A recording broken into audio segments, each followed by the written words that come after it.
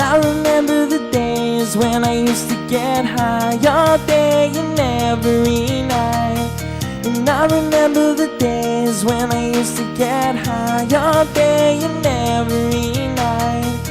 And I remember the days when I used to get high all day and every night. And I remember the days when I used to get high all day and every night.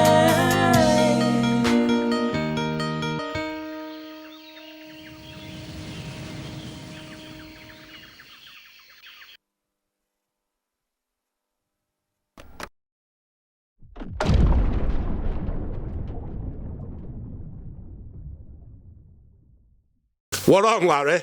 We're on, Larry. Come on. Right, mate, round fucking 2. Yeah, let's go. Fuck the first one up. My fault. Sweet, man. Oh, we're all good, mate. We're all My good. fault. We got in for people.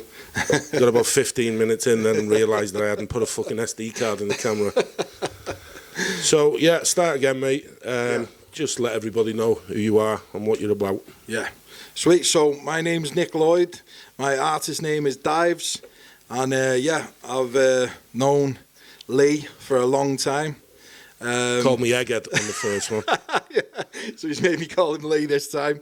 Yeah, so we go back a long way. 20 years, I think, isn't it? Yeah. 20 years this year. Yeah, well, yeah. if I was 17, Yeah. well, I'm 37 now. Well, there you go, yeah. So it's 20 years. So, yeah, but, like, I think we've got different memories, though, haven't we, of when we first met? Yeah, I was saying before, I thought it was outside the church when I was singing Pretty Green Eyes. Yeah. Trying to, like, make out that I could sing to you. Can this lad sing? Can he? Watch this. Watch me sing the fuck out of this song now. And that was it. And then, yeah, singing then turned to rapping, didn't it? Yeah. But, yeah, so we at the time, I was in a band called The Tuning, which was with Lee Mesham. Myself and Irene. Me, Lee Mesham, Matty Owen and Liam Willow Main. And, yeah, later on, Egghead joined with Liam Harvey, and we made Coastline Beats as a little side project, which was like a little rap group. And, yeah, we've been, like, listening to old recordings, and one of the first ones we ever did, we realised we were putting on an American accent. Yeah, embarrassing. One of the first things I can remember about it is Gun for laughing in the background, because we're all in your box room, aren't we? Yeah. Trying to do this rap, and then yeah, American accents. I tell you what, we didn't mention as well before. Do you remember the song we did? Why do you play with my mind? Yeah, but that actually turned out to be half decent. Yeah, no, there was like, I think there's 4 that we've got where we just like messed about, just started recording and just like, you know, see where it took us, and it was yeah, hilarious. We'll have to Pigeon pie, get in the kitchen and baby a pie. That was Harvey doing that. We'll have to try and put a few clips over it, maybe. Yeah, But yeah, mate, back in the day, we had.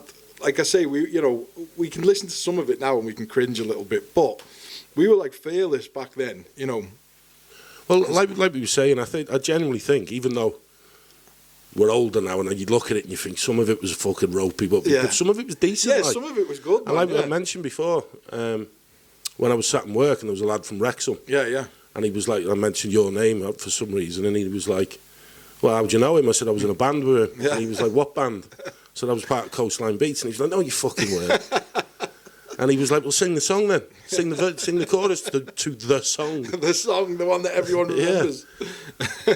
But yeah, he was from, you know, he was 4 or 5 years older than me, from Wrexham, and he knew who it was, what it was. Yeah, so that song, when I used to get high, still get people asking me for it to this day. And I was in a gig not so long ago, and quite a few lads come in. They must be like about 4 or 5 years younger than us, and they were like, "Yeah, can you sing that song?" And I was like, "Which song?" They were like, "When I used to get high," and I thought they were having a pop, you know. And I was like, "No." And then they were going, "Go on, please." And I said, "Well, I couldn't even remember it." And they were like, "Can you just put it on then?" I was like, "Yeah, okay, I'll put it on for you." In the end, I just went, "Yeah, go on then." And they sang it word for word from start to finish, and I was thinking I wouldn't even be able to remember that. Do you know what I mean? So it did reach quite a little, you know, a little audience. It, like you say, someone from Wrexham I don't knows even about think it. it was a little audience, No, mate. I yeah. think it was quite a big audience. Yeah, it is mad, mate. Because Do you remember? Go on. Do you remember when we had it must have been obviously straight away when I was 17, you'd have been 16. Do you remember we had a bit of beef with some Scouse lad? Do you remember? I loved anything like that though, because I just thought it fuels the fire, and it kind of gets people talking. We done Disco Inferno, didn't we? The 50 cent coffee, and he done one as well, didn't he? Taking the piss out of us. Do you remember? Yeah, I think I do remember something. Yeah, but I used to fuel stuff like that because I used to love it. If anyone was like talking shit about us and everything, I'd poke the bear and make it worse. Slagging us off, rapid. Watch this. Get me in the booth, man.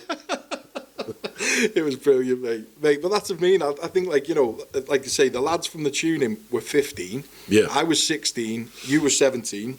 Harvey probably would have been 17 as well. He's a year younger than me. He's in my year, but he was always like one of the oldest in the year. And so yeah, you probably would have been a bit older than us.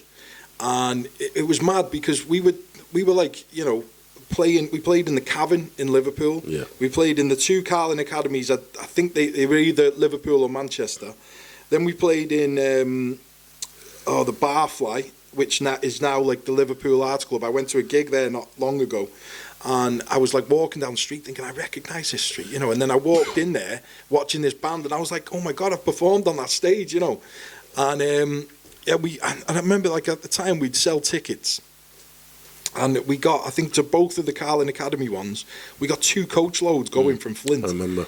And you know what? It's hard to fill a minibus nowadays, you know what I mean? Never mind a coach. So to get 2 coach loads going from Flint. I've always got this memory. I'm sure it was me, you, and Willow.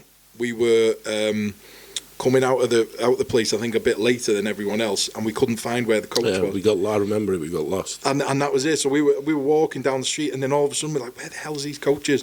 And then we could hear the chant that we all used to do. We always used to do this chant called, that used to go like, F-L-I-N-T, that's right.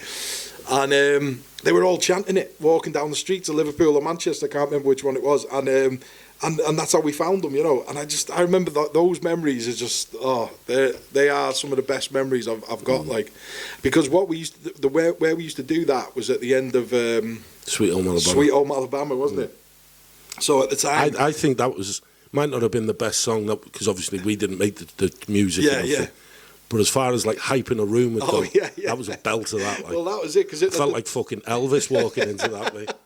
But at the time, wasn't it? So it was the big film at the time was 8 Mile, wasn't it? Yeah. And there's a section in that film where Eminem does Sweet Home Alabama, and we were like, oh, we're nicking that. Yeah. So then, like, the band would start playing Sweet Home Alabama. I'd call you and Harvey up, so then there'd be the 7 of us on the stage, and then right towards the end of so we'd rap in the verses, wouldn't we, and then sing the chorus from Sweet Home Alabama. Yeah. And then right at the end, the band would bring everything right down, and I'd introduce all the band on the stage, and I'd be telling them, you know, what they do and everything like that. And then the band would start pulling it back up, and then there'd be the big drop, and we'd do F-L-I-N-T, that's right. And we'd get the whole audience doing it. And it's just, mate, the memories of doing that, it was just absolutely incredible. But I remember, because I found recently when I was looking through pictures for us when we were talking about doing this, I found a poster for the Borough Club, and it was the tuning, Coastline Beats, Babylon Leaf were another band that used Babylon Leaf? Yeah, and who was it, the other one? The Beehive Project. I remember them. I was just going to say. There's some lads from Hollywell, was it? Or was there a girl in it? I think that might have been Babylon Leaf. That was it? Yeah, there was a girl. Was a lead singer. One of them. No, the Beehive Project was a lad called Banjo, and he was mad. He was like always like. He'd be on like the guitarist's shoulders and everything, and just like he had loads of energy as well, and so I remember they were like on before us, so they got the crowd going like mad, and then we'd come on after them, and I think they played in the Barfly with us that night as well. We were like playing everywhere with them. Yeah, it was mate, great memories from back at that time, mate. I asked you off air, but I'll ask you, what's your favourite song? that we did, I think it would have to be the one that everyone remembers is when I used to get high, you know. Because like I say, there's people message me all the time for it. They're like, you know, have you got it? Have you got it? And I'm like, it's somewhere, but do you know what I mean? I think mine, I think it's because it's the only one that I wrote. Right, because I was shit at writing when I couldn't write. I could freestyle. That's it. But I just put you on record, yeah. And you just come up with it off the top of your head, yeah. and that was the amazing thing because I've never been able to do that. You know what I mean? Like I can't think on my feet like that. You know what I mean? I've literally got to sit down and write every word. So I just put you on record and you do it. You know what I mean? But when we did So Strong. Oh yes, I wrote that one. You did write that one, yeah. Oh, I remember that. Yeah, do you know what? I haven't heard that in years, yeah. mate. I was listening to it. I must have sent you a few. You did did. I? Yeah, remember, yeah. I was in work. I was, and you sent to me. Yeah. And I'd listen to it, and I thought, fucking hell, this is like even the tune and everything. Yeah, because I remember that night you were like, right, I'm really going to sit down and write like tonight. You know what I mean? Yeah. And for me, that's probably only. Well, it is my favourite, yeah. Yeah, it's yeah. my favourite. Mate, do you know what? Like I say, you can listen back to some of it and think, oh my God, you can cringe a bit. Yeah. But then some of it you can listen back to and go, do you know what? We weren't bad, like, you know what I mean? We were all right. Yeah. But yeah, mate, like I say, those days are just some of the best memories I've got in me music life. Do you know what I mean? It's just some of the best memories. And like we were saying before, I think if we were 17 now, I think because like, what's their names? I know what you're going to say. Fucking hell, from Bradford. Yeah. What they called? But they're all right. Bad Boy Chiller Crew. Bad Boy Chiller Crew. Yeah. Like the main lad, he's decent. Yeah. But the other two just fuck around. And they're smashing it. Yeah, absolutely. I remember I was somewhere not long ago, and there was like lads who were a lot younger than me in there, and that's all they were listening to. Yeah. And and I was like, oh, you like these, do you? They were like, oh, I love them, mate. Love them. We were the originals. Like. That's what I mean. If we would have had social media back then, you never know, do you? You never know. You probably would have got something out of it, because like you say, it only takes one decent video. That's it, yeah. Because that's what Bad Boy Chiller Crew, they were like comedians at first. Well, that's it, yeah. And because we'd always be messing about and stuff, wouldn't we? Yeah. So we'd always be having a laugh. So yeah, if we would have, because we didn't have really any outlet back then. I think there was like MySpace and stuff like that. Bebo. Bebo, yeah. We put stuff on like that, but yeah, it was great times, mate. And then you had the load, we'd do it. Well, it wasn't every weekend, was it? But the Borough Club. The Borough Club, mate. Oh my God. What a place. Like. I miss that place. What a place. I miss it. Yeah, that was like, it was the maddest place when you think about where it was as well. It's just in the middle of like an avenue of houses, yeah. And it was just like, they must have had to like chop a big section of the hill out to put it in there, because it was like, but it was like, it was like a sports and social club, wasn't it? Yeah. You'd walk in, on the right-hand side there, you'd have the big concert room, and we'd be in there every weekend, wouldn't we? And yeah, it was just, so much fun, mate. So much fun. Miss those days. I remember it. We'd play. You'd have quiz game on a Thursday, and then you'd go in there on a Friday and play snooker. Yeah. Then on a Saturday, you'd go in there and watch the football in the afternoon. Yeah. And then in the big room at the night for the gig. Yeah. And then on Sunday, you'd probably go in there to watch it play snooker. Yeah. And then I think it was a Monday, they had a quiz night as well. But I remember later on as well, they used to have karaoke on a Thursday. Karaoke. Karaoke on a Thursday, quiz on a Sunday. And it'd be booming. Yeah. It'd be booming on a Thursday. Yeah, mate, I miss those days, man. I miss that place. Like, it's obviously knocked down now. There's houses there, isn't there? There's red lights still on there. I can't even see it. You haven't turned the screen towards me. Fuck's sake.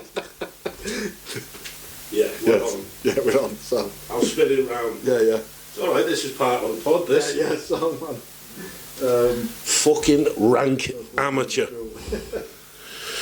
Yeah.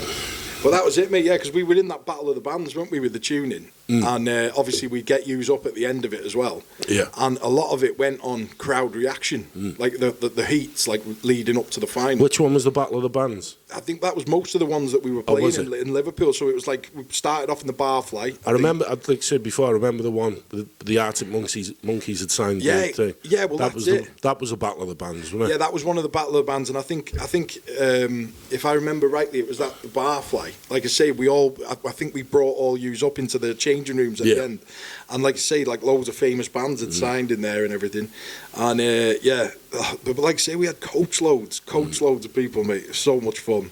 Yeah, and like I it's say, class. we had no fear. You know what I mean? We'd just do that. We weren't scared to do it. Like I say, now if I play in a big venue now, because obviously I still perform in that, and it's just like it is nerve wracking. As you get older, I think it gets more nerve wracking. You know. Well, when you asked us to do it in the George, mate, I was shitting myself.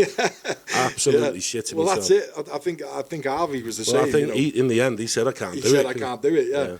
And that was it. It's like, you know, it's one of them where it's just like we haven't done it for so long, and I think it was Adam Lee from the George. Yeah, he messaged me, and he was like, "Come on, you've got to do it, you've got to do it." And I was like, "Mate, I don't even think we'd remember some of them songs." I think I can remember the word, pretty much all the words. Like, there's a few that like the Disco Inferno and that I can't remember. I couldn't remember them. Like. Fucking, that was one of the cringy ones. Yeah, that's the one I think I fucking deleted off the system. Did you? Yeah. I don't think that exists anymore. But yeah, I think because like you say, we were just at the beginning we were just messing about in American accents, and then it got a bit more serious towards the end of it. Like, but good times. It was, mate. Good what times. was it? 3 years, 2.5, 3 years. Yeah.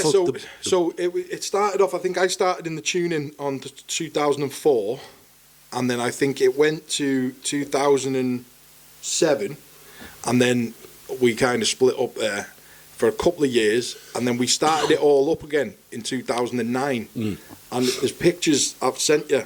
I think I put it up on my memories on Facebook the other day. It was 15 years ago that we played our last ever gig, because we'd got back together for like a year, 2009, and then the only reason we stopped was because I was leaving.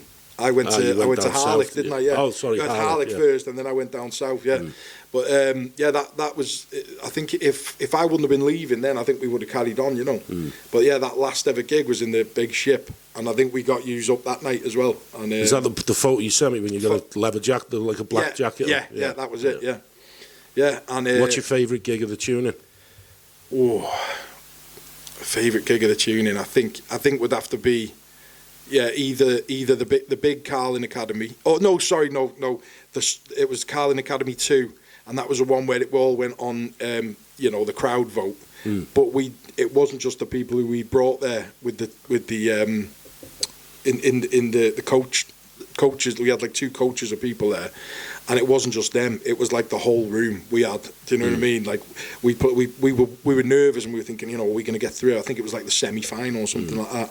And we played, and like the whole room cheered for us, And I think that was the one. And then obviously in the final, I can't remember if we come second or third, but yeah, I know we didn't win it. But it was great because that band, I think the one who won it, they went on to tour with the Chili Peppers. But I don't think they stayed together much longer after that. Oh, that would have been dangerous. Going on tour with the Red Hot Chili Peppers at 20. It would have been crazy. You'd come back as old as them, like, wouldn't you? 45 years in your life. Yeah. But yeah, it was mate, that was just the best times ever. Like I said, you had loads of energy, just didn't care, get up and do anything on stage and not be worried, not be bothered. But yeah, mate. Who was the first to leave? Was it me? No, so the first to leave the tuning was Matty. Was it? And then that was 2007.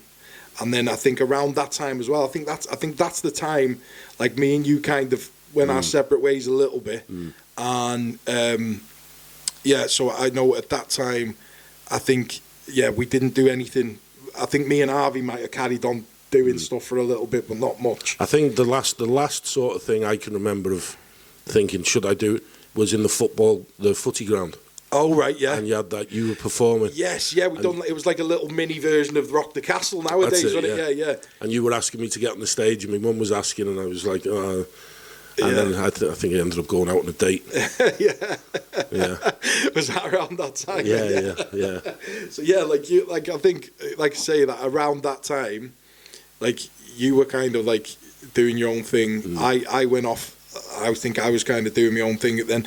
And then, like I say, we got back together. I think it was like 2008, 2009, done up until that gig in the Big Ship, and then that's when I left. So then I think around that time, like that's when me and you really kind of went our separate ways, didn't we? And I think I sort of started parenthood quite early as well. I think that's it. Yeah. I think I had Georgie at 19, didn't I? Yeah. So it would have been around that time. Yeah. It would have been around that time, and then, like I say, it's what happens, isn't it? Life happens and people go their separate ways and stuff like that. Because I'd have loved to have done it when I was like, but people used to say, "Oh, why don't you do it no more?" And then it's the adult answer: "I've got kids now." Yeah, exactly. I've got children now. Can't do it now. Yeah.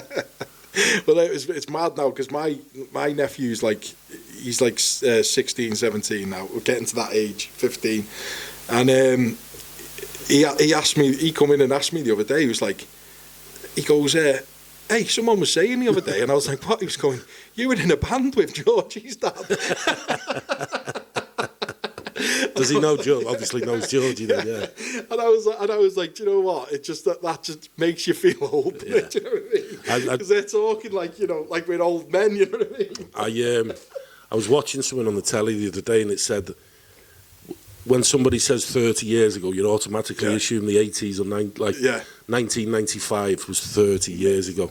So when Oasis released "What's the Story," that is bonkers. 30. Absolutely bonkers. I'm 37. I'm nearly 40 now. I still think 30 years ago was the 70s. Yeah, that's what I'm saying.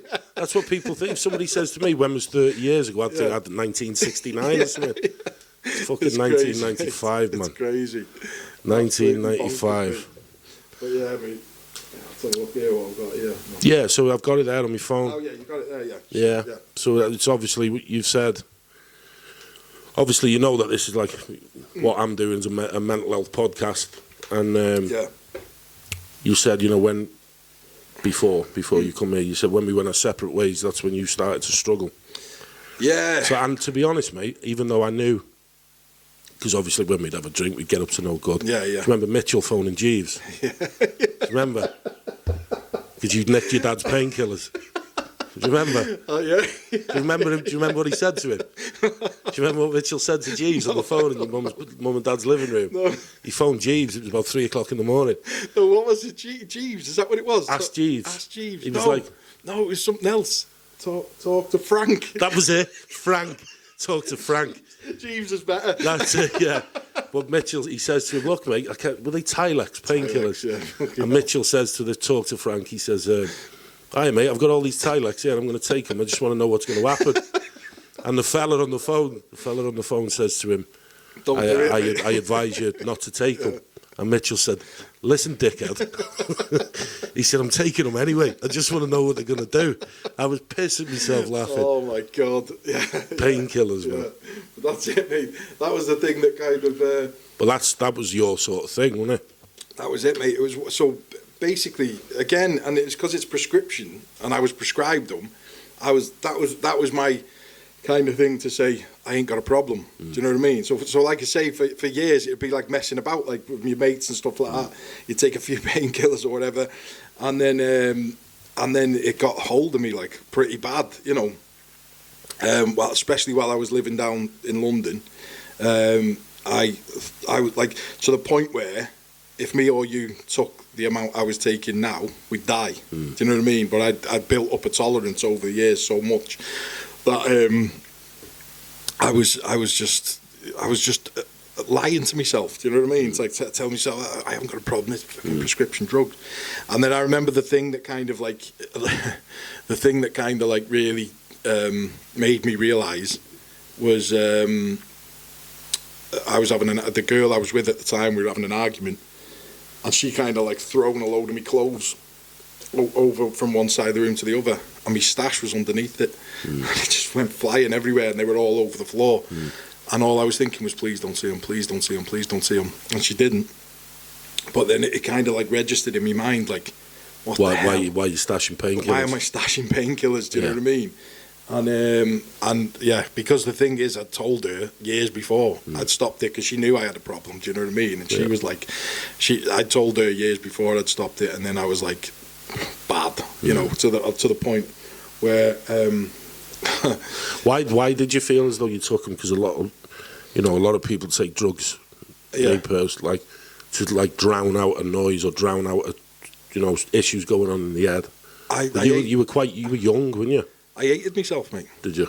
Hated myself, and I think that's a lot of the. Yeah. When anyone's got a problem with anything, 100%. I think it's a deep it's deep rooted. You know what I mean? It's something inside you. And you know, again, that thing had come back to me, like I've spoke to you about, where when I was having issues, whether it be with depression, anxiety, addiction, I would always, in my mind, would go, how dare I? Do you know what I mean? There's people out there who are going through much worse stuff than me. So how dare I be going through something? So I'd be in denial so much that that I had a problem, and I'd be in denial that that I had issues with self-hate and stuff like that. You know what I mean? But that was it, and you know, it got to a point where I'd found, I don't even know how I'd done this, but I'd found a way to extract. I think this is where I was going to get to. We're going to just have 2 minutes now, So, and then we'll start on that. Yeah, cool, man. Yeah, sweet, man.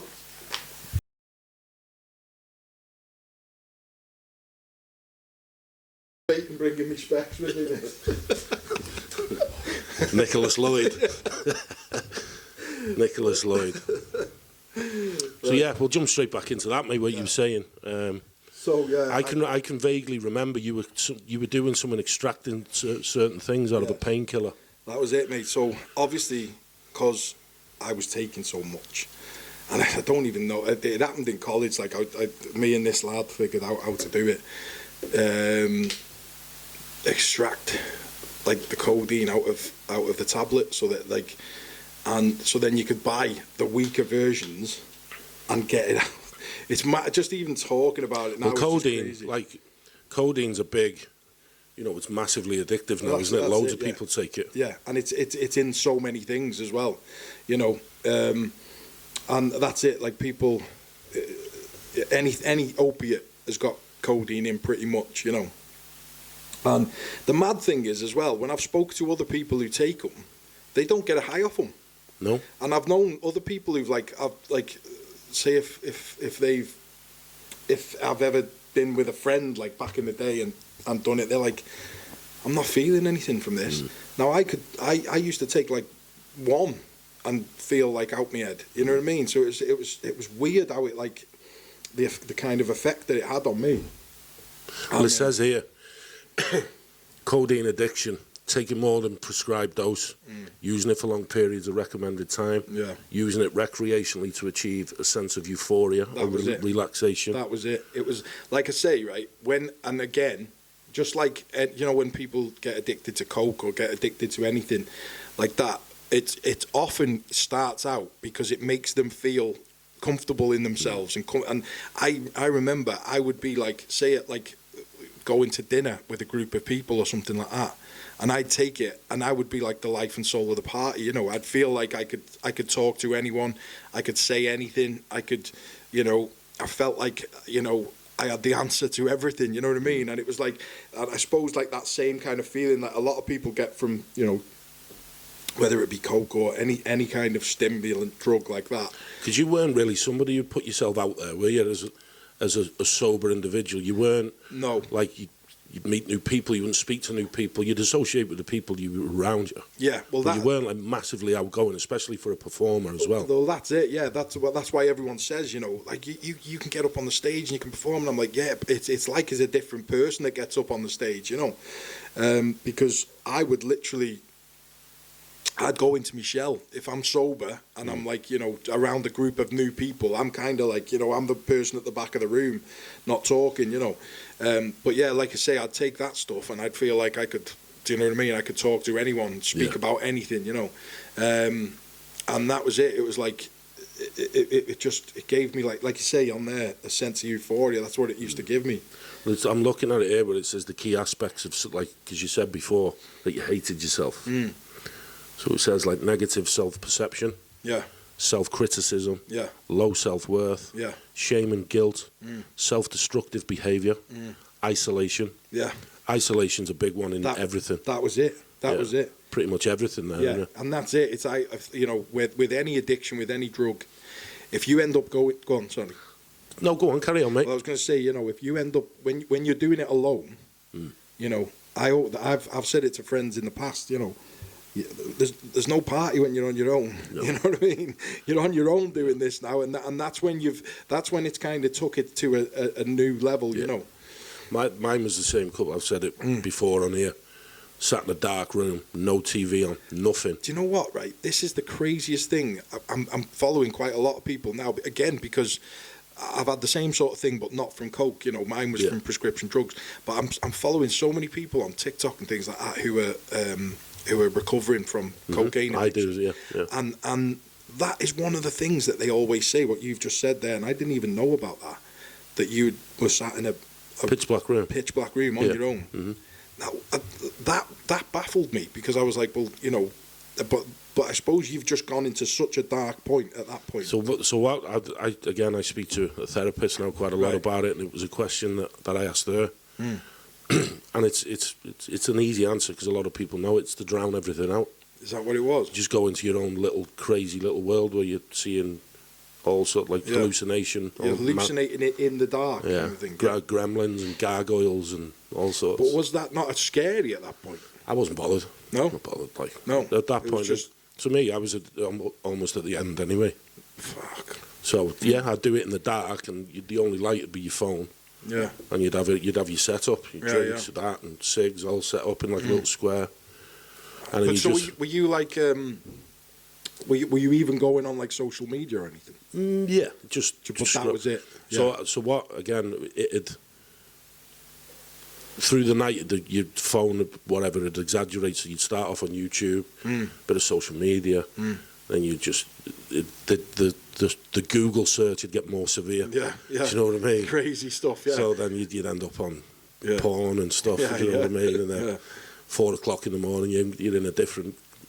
Different realm. Yeah. Know what I mean? And then and then it's getting light outside. Yeah, horrible. Do you know what, mate? What's mine been now? 3 years. 3 years since that episode. Yeah. And it's like I'm a completely different human being. Yeah. I feel like I've found myself now. Yeah. By doing this. Yeah. Settling down. Yeah. Becoming a good dad again. Because I've always been a good dad. Nobody can take that away from me. No, of course. But for through that time towards the second half of COVID, you know how close I was to my nana and granddad. They both died. Oh. So blah blah, got split up and blah blah blah, and then maybe for a year or so I was just wild, like not me. No. Like it was somebody. Like I wasn't asked. I thought, well, if I die, I die. Don't care. Fuck. See, I know at this point, like me and you probably didn't really have any contact, really, did we? No. And I think I'd hear the odd thing, but nothing of that level. I didn't know you were even in that level. You know what I mean? But you know Flint as well as I do, mate. When people talk in Flint, hey, he's up to no, he's doing. Yeah. And people go, fucking hell, he's a dickhead. Yeah. You don't realise, mate. Some people, honestly, and again, I don't keep regurgitating stuff that I've said on the other podcast. Yeah. But I took 13 Zoplicone tablets in one hit. What were them? Sleeping tablet, one puts people to sleep. Yeah. Fuck. And I took 13 of them throughout, sitting in the dark for 20 hours or whatever on my own, and I was gone, mate. And then I woke up 30 hours later on the floor, blood out my eyes, my nose. Oh. And I thought, but I generally thought I was going to die, but I didn't care. I wasn't bothered. No. Yeah. So and the isolation was the biggest one for me. I'd lock myself away. Yeah. Literally. Yeah. I'd make sure I'd get enough rations of whatever to make sure that I didn't have to leave that room for at least 2 or 3 days. It's mad. I'd get food for the day after. Yeah. And I'd just lock myself away. It's crazy, mate, because the thing is, and I feel a little bit lucky that I've never had the taste for coke. You know what I mean? And I know so many people who have. Do you know what I mean? And it's like, and like you say, that a lot of them end up, like you say, doing it alone, and that. Mine wasn't even through the addiction of that. Mine was through my traumas. I've told you certain things that happened to me when I was a kid and stuff like that. Yeah. But what I come to the realisation of when I was actually on my own through COVID, I spent a couple of weeks on my own in the house. You'd see the odd person here and there, but you're on your own every day, on your own every night. Yeah. You're having dinner on your own, breakfast on your own, tea on your own. Yeah. That's when I started really breaking down. But it was nothing to do with any addiction. Like, I'm not. So you think you could have took or left the coke basically? But the thing is now, what am I trying to say with this? it was a coping mechanism Yeah, for me. yeah, exactly. Rather than something, it's never enjoyable. No. Sitting there paranoid out your mind, Yeah. thinking somebody's going to boot your door in. Yeah. It's not enjoyable. No. But it's a coping mechanism to empty the noise around your world. Yeah. Do you know what I mean? Yeah. And that's it. I think what happens is obviously, it leads especially when you're doing it alone, everything like that, it turns into paranoia.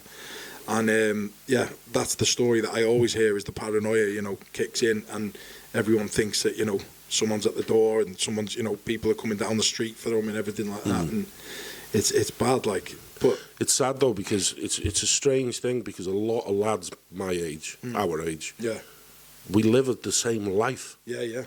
Well, you're saying you're hearing stories of people doing the same thing day in, day out. We're all now towards our 40s and we're all fucking struggling with mental health issues. Exactly. It's crazy. And I just think, what is the... Again, I've said it before, I've got a real issue with the way society handles men our age. We're just forgotten. We're forgotten. Yeah. Like, it doesn't sound stupid, it's good. I've wrote 10 chapters for a book that I wouldn't mind writing. Yeah. And the first chapter is called The Lost Boys. Yeah. Because that's what we are. That's what I feel like we are. It is, mate. We're just a generation of men. Yeah. You look on social media, everything, we don't need men, we don't need men, we don't need men, we No, don't need men. That's all you'd ever hear. Yeah, exactly. So no wonder there's men killing themselves. Yeah. Mate, I think that social media has never been more toxic than it is right now. It's the devil. And the thing is, especially the you go on any social media now and you see, like you say, men and women going at each other, people who are straight, people who are gay going at each other. Racism. Racism, people, it's just, and it's all over the social media. Like I have to be on social media because me music and stuff, but but if they met each other in real life, they'd probably get on with each other. Exactly. Sad. And that's the thing. It's like the headlines of everything that you see is it's just set up to wind people up. Well, the news now, like I follow a guy from Wigan, Tom Blackledge, ex-UFC fighter. He's coming on the podcast. Yeah. He says, like, the news now is designed to instill fear. Yeah, and just and poke the bear, so to speak. Do you know what I mean? Right-wing activists do this. LGBTQ does this. Yeah, and that's it. Stop the oil, do this. Yeah. These people are bombing these. And it's like every headline you see now is trying to wind you up, trying to get you in the comment section. And it does work because everyone's in the comment section going, I hate these, I do that, you know what I mean? And it's just like, it's so toxic. Well, again, it's not my place to comment on it because I don't really know anything about it, but them young girls who got killed in Southport. Right, yeah. Where they all came out and said that the young lad who done it was a Muslim. Exactly. He wasn't. Exactly. He was born in South Wales. Exactly, and then people were rioting and everything. And it smashing mosques up everywhere. And don't get me wrong, there is a clear, there's a massive issue when it comes to religion between all the religions, but that's nothing to do with me. But that exactly, and the thing, at the end of the day, again, these headlines that people, that they know the people that have got issues with certain religions or something like that. These headlines are and that's what I'm saying. Fuel to wind those people up. Yeah. Do you know what I mean? And then it all come to a head with that thing, and the guy wasn't even a Muslim. Do you know what I mean? And it's just, these. That's why, especially social media, in so many respects, is just so toxic. So one thing I learned, I went to this thing about 3 weeks ago. Again, with that Tom Blackledge was there, Ollie Ollerton, from SAS who dares wins. Right. Okay. Yeah. And it was all the motivational speakers, but it was a day of master your mind. It's called. Yeah. And like, it's about trying to use the thing. Like I've always said, social media is the devil. I've been a fucking knobhead on social media in the past. Now I try and drown all that shit out now and try and just use it. Just follow the things I need to. Yeah. Like on Instagram, I'm trying to. Up until last year, I just follow everyone. Yeah. Like without the thought of how it'd make other people feel. Yeah. But now I'm trying to just be fed by the things that need to feed me. Yeah. Do you know what I mean? Of course. Yeah. That's it. And it's like it's critical thinking as well. Do you know what I mean? Like if someone if a headline says these people have done this, well, have they? Do you know what I mean? And that's the thing that you've got to ask. You know, I've seen so many times someone has come to me and said, "Have you heard this? Have you heard this? Look." Yeah. And I've gone, "Is that definitely could be a true? load of bollocks. Is that definitely true?" And then, you know, you look into it a bit more and you go, "No, it's not true." Do you know what I mean? Yeah. And that's it. And it's getting worse and worse, I think. But yeah, I try to do it every just for me sanity. Every January, I come off it, everything. Yeah. You know, just come off it, and I do it. I try and do it for like 2 months, and maybe come back on it like end of March, like beginning of April. I couldn't do it this year because I had too much on. But yeah, next year I want to do it again. And this time I might. I've been saying like I might even go a step further, and just get myself like a little old Nokia, and just tell. And Then you get arrested for having a burner phone on you. But no, just say like, you know, What's happening, bro? you know, if anyone wants me, ring me or text me. You know what was it on that? Snake, the game. yeah. Remember them Snake, Nokias? yeah, play a little bit of Snake. Yeah. That's all I'm going to do. I just Charge your battery for 5 minutes Yeah. and stay on for like 6 months. But that's it, and I'm just gonna lock my phone away and just like come off it for a few months and just because it does, mate. It starts seeping in. You can feel it. You know what I mean? You can feel the toxicity of the social media. It's 100% an addiction as well. Yeah, it is, mate. It is. Because it's the same with like if you don't go out, which I'm well past now, but you think I'm missing out here. Yeah. What am I missing out on? Exactly. Yeah. But then you go on Facebook and there's just moaning about people's dogs shitting in the street. You know what I mean? Yeah. That's it, mate. You know what I mean? It will make you feel that way, you know. Is that red light still on there? This one. Oh, that one. Yeah. Nick was saying, I asked Nick to check my camera before, but he can't see 6 foot in front of his eyes. So he's got to wear glasses. So it's not NIK Lloyd no more, it's Nicholas Lloyd. That's it, mate. I was debating bringing him like that. So what I'm going to do, mate, obviously we wrote a list of stuff that we wanted to talk about. Yeah. And the next bit of conversation was going to be Willow. Yeah. So we've got about 7 minutes, 8 minutes left of this half of the podcast. Right, yeah. So I'm going to skip that bit. Yeah, I feel like we need to do him a bit more justice than 7 minutes. Yeah. Well, what I'll do, no, if you, like, yeah. So what we'll do is, Yeah, go on. we'll talk a little bit now about your new album and because I know, we've got 8 or 9 minutes left. Yeah. Sweet, mate, yeah. So that's more than enough time to talk about the new album. Yeah. So I noticed you put a post out, didn't you, the other week saying you've wanted to do it since you were a kid, a certain method of how you've done it. Yeah, so that's it. It's like, you know, for years now, and like I said in that post, I should have been here 10 years ago. And again, you know, we can put the It is what it is. Life's life. And that's it. But I can put it down to some of it is mental health as well. You know, when I've had issues and stuff like that, it's held me back from properly doing what I wanted to do. You know, and all I ever wanted to do since I was a kid was make an album. You know, and you know, I've done EPs, like little 6-track EPs, but I've never done a full album. And you know, because I've got so many songs over the years that I've just never released, I could have just thought, let's pick 12 of the best and just put it out. But there's no journey with that, no, though, is there? Exactly. I didn't want to do it like that, and I thought, you know, I want to actually sit down and, you know, I have picked some old songs. There is some in there, but I've worked on brand new ones as well, and I wanted to try and take the listener on a journey, you know, from start to finish, and I feel like I've done that as well, and you know, again. You were talking about, you know, your struggles during the lockdown. I think a lot of people, you know, 100%. Well, that's fact. That is, you know, the amount of suicides, divorces, mental health breakdowns, all sorts of stuff throughout the world was like skyrocket. Like, and that's it. Like my because I went like over the top, you know, protection from the off when it first got announced. You know, I was like way over the top. And my family all like they look back on it now and they were like, you were a bit too because my head kind of went because I wasn't scared for myself.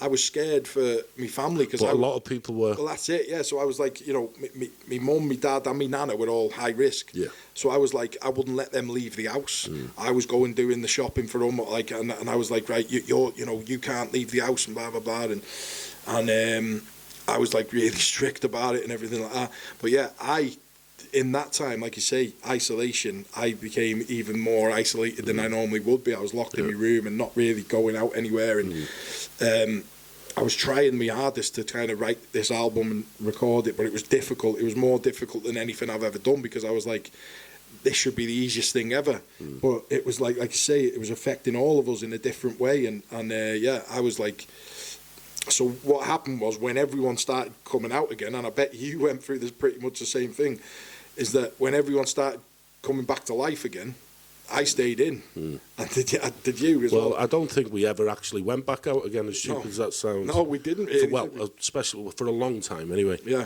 Reality is, or my perception of reality, has only sort of come back to normal or not in, I'd say, the last 2 years. Yeah, yeah. Even like, say, when we were allowed back out, it's like, No, just yeah. keep doing what we're doing. Yeah, exactly. And that was it, yeah. So the big theme of the album is dreams, because I was probably sleeping a lot more than I normally would have done, do you know what I mean? So the kind of like, there's like these like interludes that kind of tie the whole album together, and they're like, you know, they thread through each song on the album, and you'll hear that when the album's out. And what's the name of it? Head Gone From the Neck Down. And again, you know, that was just like, I know that's like a contradictory kind of, you know, term, but it was like, it perfectly encapsulated kind of what I was talking about. It was like, it was kind of like, my head's gone. It was like, you know, it's kind of like the battle between your head and your heart. Yeah, you know, I get it. Your mind and your heart kind of thing. So, and the song that it comes from, that Paranoia. What does that word mean? So again, I made that up myself, and Just fucking making words up now. Yeah. But that was it. It was the song. If you listen to the song, it is about someone who's going through a tough time, you know, and it's about like, and I suppose I didn't really know who I was writing about when I was writing it. Maybe about yourself. It could have been. I've said that, you know, when people have asked me the question, they're like, you know, was it about yourself? And I'm like, you know, it could have been a letter to myself, you know. The thing is, the emotion to write that song obviously comes from you. Yeah. I mean, I'm not really a writer of music, but I love music, same as everybody else. Yeah. And a certain song will bring out a certain emotion. Yeah, that's it, yeah. Do you know what I mean? So obviously, you writing that song and making the music for it, the emotion has come from within you. Yeah. So maybe you are, you know, subconsciously writing to a younger version of you, or you know what I mean? It could be. Well, that's it, and it kind of came from this idea, and it come from an idea of, you know, being in house parties till the birds are tweeting, you know what I mean? And I remember being in that position and being like, you know, what am I doing? And it all stemmed from that idea of, you know, when you put yourself in those situations, and I've noticed it so many times, when people put themselves in those situations, bad things start happening. You know what I mean? When you're always around those kind of people and you're always doing that sort of stuff, you become your environment. Exactly, and that's what I'd noticed, is that if I was getting up to no good and going and doing stuff like that, it was the bad things would happen, you know. And it's like, and that, like you say, exactly, you become your environment, you know. And I think that's where the lyrics from that song stemmed from, because it was like, it's about someone who keeps trying to become a better person but keeps finding themselves in bad situations. Probably me as well. Yeah, well, honestly, if you read the lyrics to that song, you could probably describe what was going on around that time. And the mad thing was, it was going on. I was writing that song while you were going through all that, and I didn't even know that, you know, which is crazy. It's like, even when I first met Zoe, I was always saying, I'm going to be so much better, and I'm going to do this, and I'm going to do that, and I'm going to do this. But actions speak louder than words, and unfortunately, don't get me wrong, I wasn't living the life that I used to live. No. But I also wasn't living up to the life that I promised I'd live. Yeah. So I'm doing everybody else a disjustice, but I'm also doing myself a massive disservice. Yeah. And I've done a hell of a lot of work, mate, over the last 2 years on holding myself accountable, being more present in the daily, you know, life, I suppose. Yeah. But the thing is as well, though, because it's like, I think when you start saying to yourself, I'm going to do this, I'm going to do that, and then all of a sudden, you know, you don't do that straight away, it's because it's more of a journey rather than a sprint, isn't it? Well, and this is what I've said.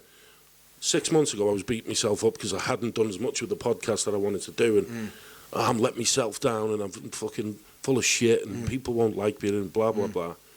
6 months later, I'm 10 times better than what I was 6 months ago. Yeah, yeah. Because exactly. I know after this podcast, I'll learn something more. Yeah, yeah. I'll learn something about you that I didn't know. Yeah, the next one I'll do, the conversation that I'll have with my missus after this, will make me realise or learn something more about me. Yeah, exactly. Then when I watch this, my missus watches it and she'll say, well, I think this and think that. Yeah. And I'm now what I find is I'm finding the cracks and the bad parts about my life. And rather than just sellotaping over them, the wall's being rebuilt. Yes, yeah. Do you know what I mean? Yeah, that's it, yeah. Because you can't just, it's not an overnight fix, is it? You know what I mean? Well, like people say, you know, what's the meaning to life? And I genuinely believe now the meaning to life is the journey. Yeah, you try it. And the people that you're walking with, the people that are just next to you. It's not about social media or even how much money you've got in the fucking bank. I'm not arsed no more. No. I mean, for me, it's about being happy with a small group of people that are around me. Yeah. And if I can be on my deathbed when I'm hopefully 85, 90 years old, and you've got your missus, your grandchildren, a couple of your mates, if they're still here, your kids, perfect. And you've had a good life. Perfect. Yeah, that's it, mate. Definitely. Right, mate. We'll take 2 minutes and then cool, we'll come back and we'll just start on Willow. Yeah, man. So cool.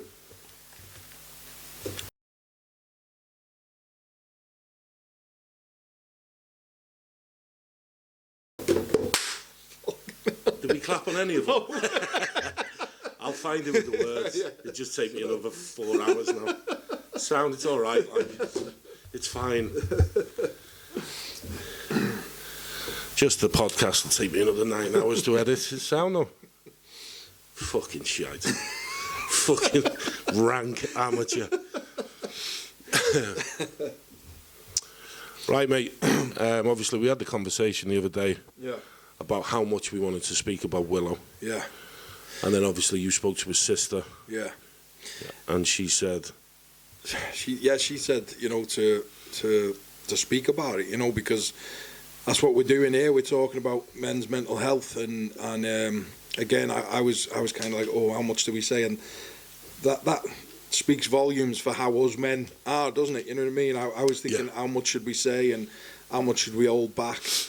And Holly was like, no, don't. You know what I mean? Just go and talk about him and talk about, you know, his journey and everything. And, you know, he was the drummer of the band, the Tune In, that we were talking about earlier. And you know, at one point, probably my best mate. But you know, we fell out, which, you know, when you think about it now, it wasn't even worth falling out over. The thing is, when mates fall out, it's not actually falling out. Do you know what I mean? Exactly, yeah. You know. You just have a little Barney and don't speak for a bit. And that's the thing. But as I say, there's no positive thing that came out of it. But you know, I had to, because I was looking for old pictures of him and everything for the funeral and everything like that, I had to go back through our conversations, and I realised that we were talking again, fully talking again, and having a laugh again. You know what I mean? So that put my mind at rest, because in my mind, when he passed, my immediate thought was, oh my God, we weren't friends anymore, you know. But then when I went back through the conversations, I was like, oh my God, we were talking again. You know what I mean? We were fine again. We were laughing and joking and everything like that.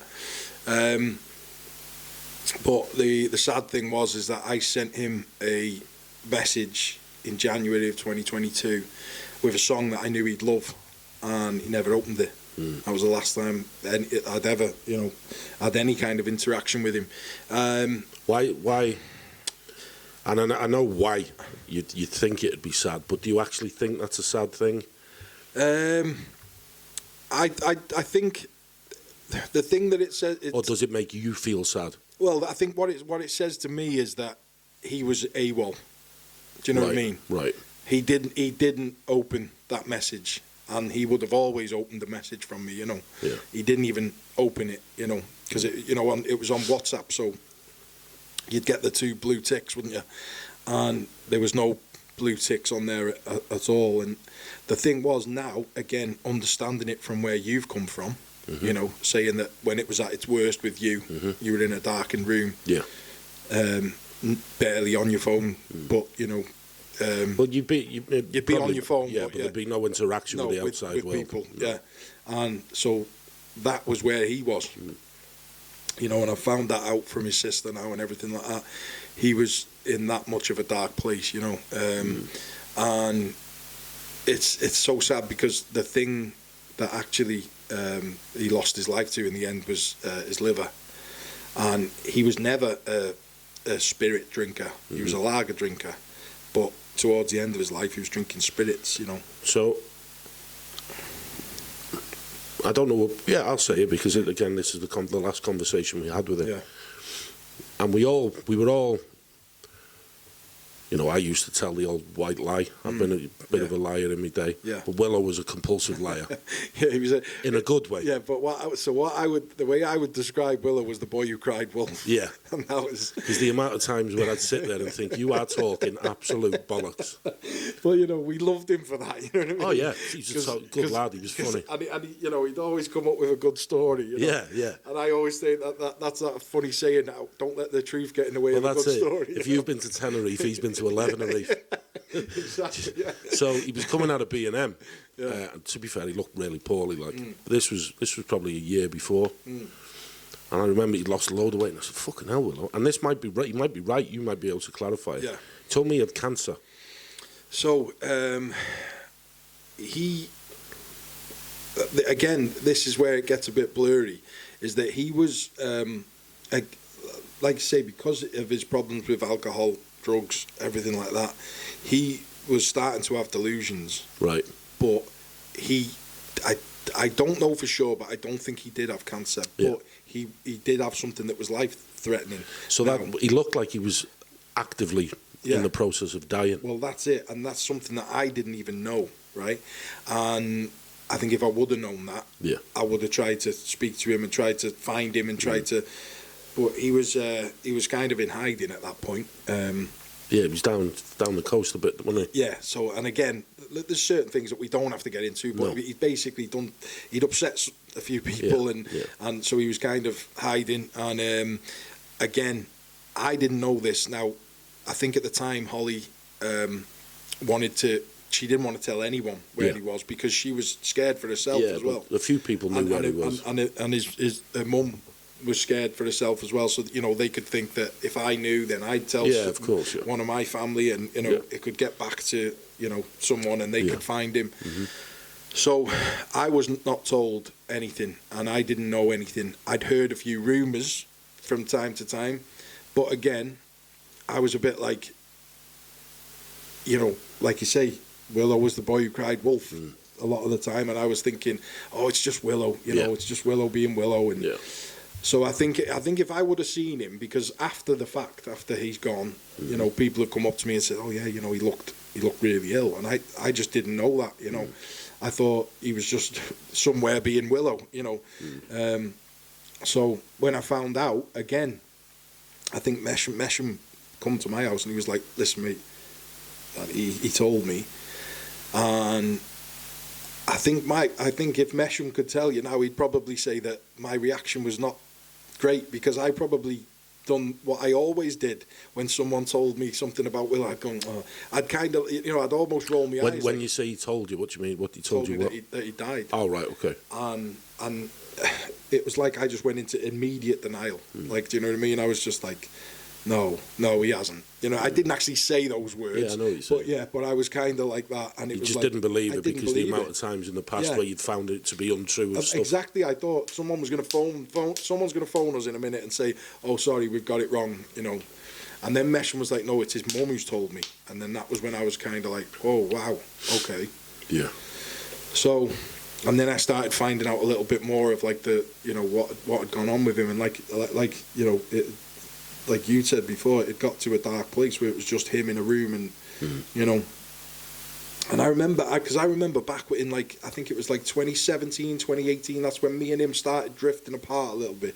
Up until that point, like, I'd put a mattress on my bedroom floor. Well, he lived with you for a while, didn't he? Pretty much, yeah, and that was it. He'd have a Barney with a girl, and he'd come to mine. I'd put a mattress on my floor, and we just drink. And I think I used that a few times as well. A few people did, yeah.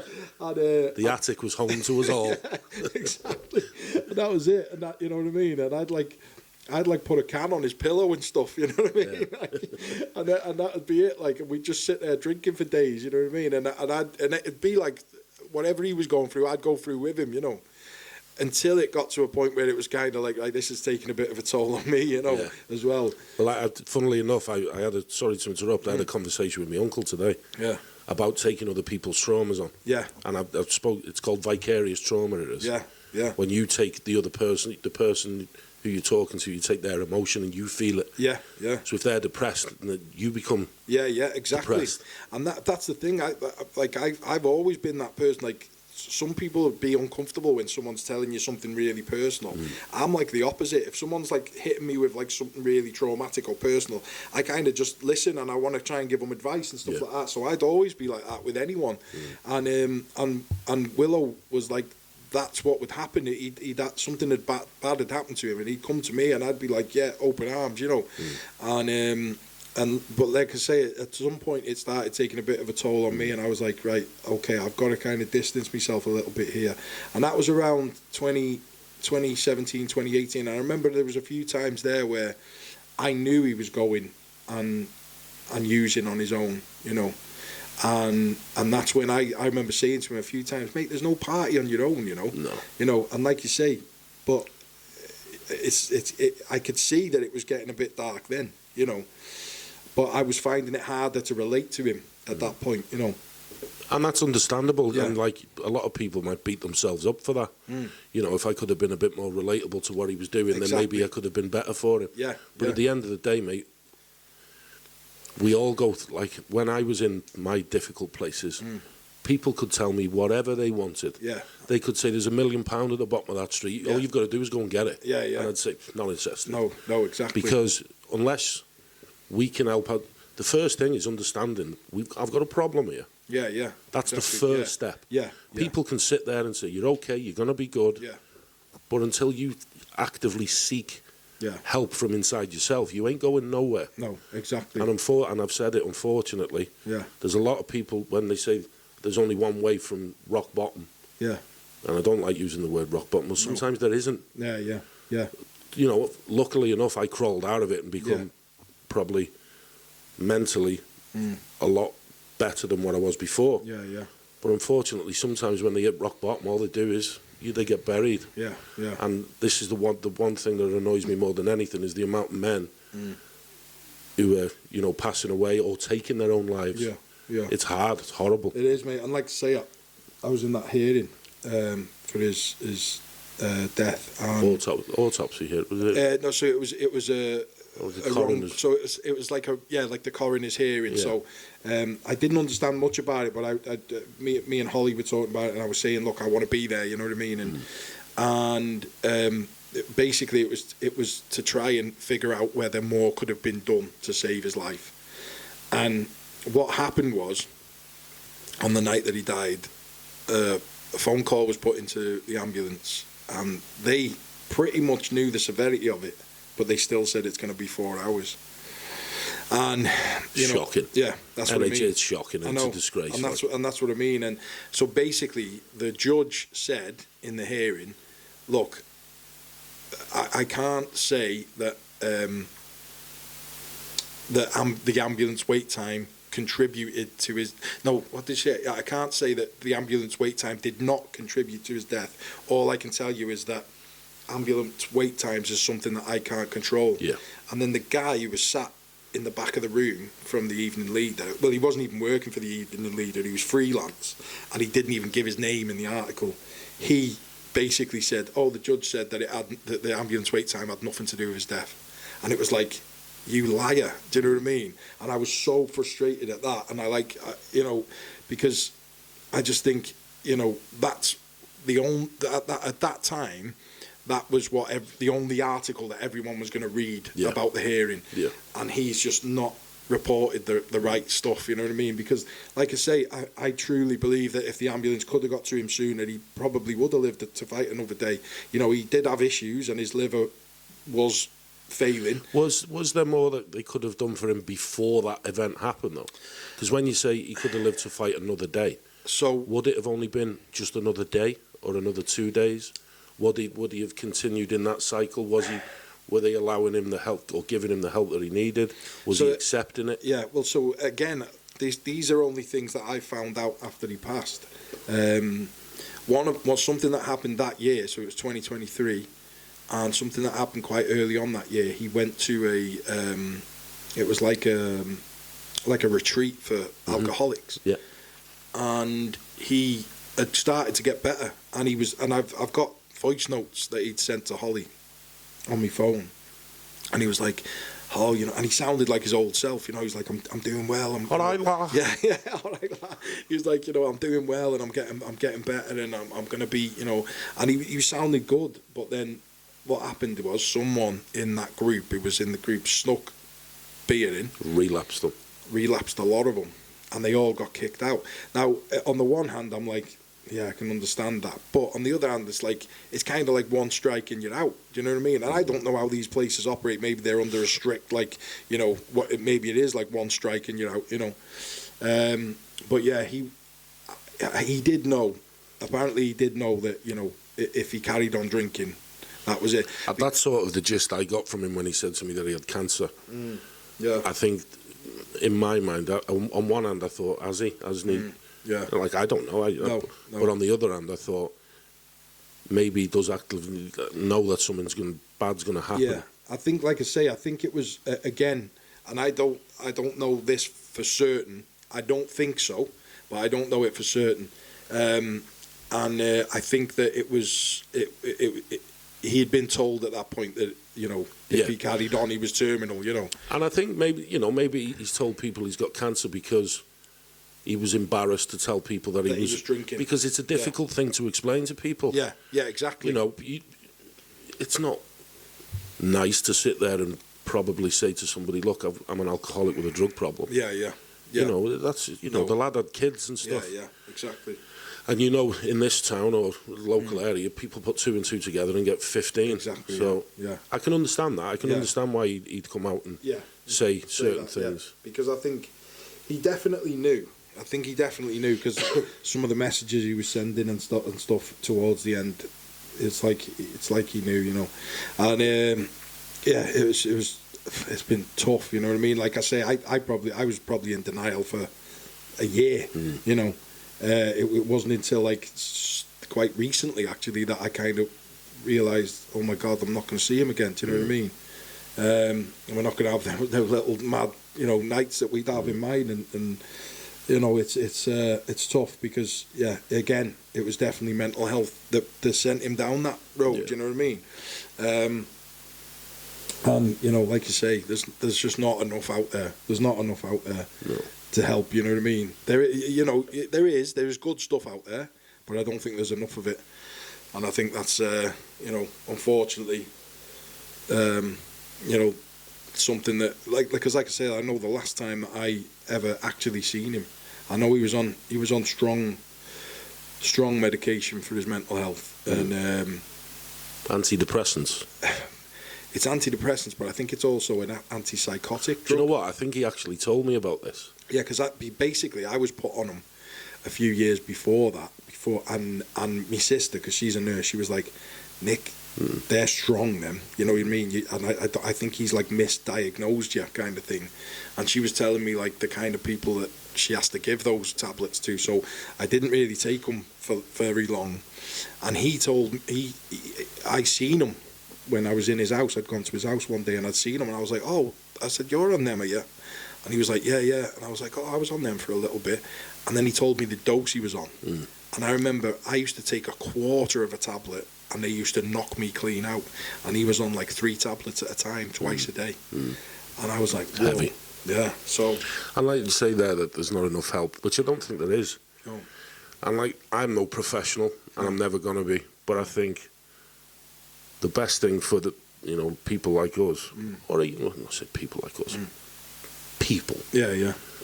Is to have conversation. Yeah. And again, I've said it in the past, we need to find comfort in conversation. Definitely, mate. 100%. Because until we do, all we'll do is lock things up and they'll get worse, and then you've got to go on medication for years. You know, they offered me antidepressants. Yeah. I couldn't take them. No. Because I just thought, if I do, that's just another thing to keep that addiction solidified. Yeah, yeah. And so, the more people come on here, mate, I think the better they'll feel. And you know, everybody who's come on here so far has said, Yeah. once they've walked away. Well, that's it, mate. I think, you know, like, I wouldn't have opened up about what I've opened up about today if I wasn't on here. Do you know what I mean? And like, that's not a good thing. I'm not saying that's a good thing. You know, I should open it's up. just not the norm, but it is the norm, especially like lad culture. Do you know what I mean? Like, sometimes you're in a group of your mates and everyone wants to crack a joke rather than, do you know what I mean? And that can be the way it is. But like you say, you doing stuff like this, it's a great thing because it makes people talk about stuff that they wouldn't normally talk about, you know. But yeah, we'll like, see where it takes us, mate. and that's the thing. Another thing is, like, you know, it's finding out what works for you as well. Yeah. You know what I mean? Like you said then, you know, antidepressants didn't work for you. You know what I mean? I found they've helped me. You know what I mean? But Yeah, like each their own. That's it. You know, and it's like I kind of just. I'm still on them to keep me ticking over, you know what I mean? But I do try. I've tried a couple of times to stop them. But and when I say they don't work, I mean they don't work for me. For you, yeah, exactly. Because you know, I didn't accept the COVID vaccine, but I know that a lot of other people should. Yeah. You know, I felt I was young enough, fit enough to. Yeah, exactly. I'll be all right. Yeah, exactly. We're coming to the end, mate. So before I finish, I ask people one question. Cool. So if you could have 4 people sat in these chairs. Yeah. From history, right? You can have 2 family members, right? If you need any 4 people, and 2 of them could be family members, and 2 people that are dead. Wow. 2 people from history, any 2 people. Who would they be? So 4 people. Wow. That's I wasn't expecting that, but yeah, no, do you know what? Right, straight away, my first thought was Winston Churchill. Right, I'd have him straight away. I just think he'd be a great to chat to. And then 2 family members as well. Doesn't have to be. It can be whoever you want. I think I'd have my nan and granddad here, definitely. My nan and granddad. Yeah. And then actually, as well, you remember my Uncle Harry? Yeah, Harry. Yeah, man. Yeah, I loved Harry. So yeah, my nan, granddad, Harry Harvey and Winston Churchill chatting it up. Harry could tell Winston how to run the country again, couldn't he? Yeah. That's pretty much it, mate. Yeah. Think there we got. Yeah, no, yeah, we spoke about that as well. Yeah. But yeah, mate, that's it. I think, like I say, you know, what you're doing, man, it gets people talking. You know, it's a great thing. You know, I remember when you first told me you were doing it, I was thinking, good on you, because I just, you know, I know it's hard for people, but you know, you put a camera and a microphone in front of someone, it does make you feel like you can open up a little bit more. You feel like the cameras and the mic disappear though after a couple of minutes. Yeah, that's it. Yeah, because like some people might get here and think, oh my god, it's a bit of a, you know, but yeah, well after you've started talking for a little bit, they're gone. You know. Yeah. And that's it. But it kind of sometimes it takes that to get someone to kind of open up a little bit, you know. But yeah, man, glad you've had me on. Cool. So what we'll do now is, obviously, if you want to introduce your song. Oh right, yeah, cool. And then your latest song that you've brought out. Yeah. I'll put on at the end of this podcast. Right, cool, yeah, definitely. So yeah, again, we were talking about it a little bit before. Paranoia. Like I say, I don't really know who I was writing about when I was writing it. Could have been about myself. Like I say, now we found out right around the time I was doing it, you were going through some stuff that probably is a bit relatable to the words, you know. So yeah, it's kind of about someone who's finding themselves in, you know, really tough situations when they're trying to get out of a tough situation, and they keep finding themselves in one. And yeah, paranoia was the word I came up with. It just came up with it, and I thought it just fit perfectly. Yeah, so that's this song coming up now. Cool, man. Cool. Sweet, mate. Job done. Yeah, man. That was sweet.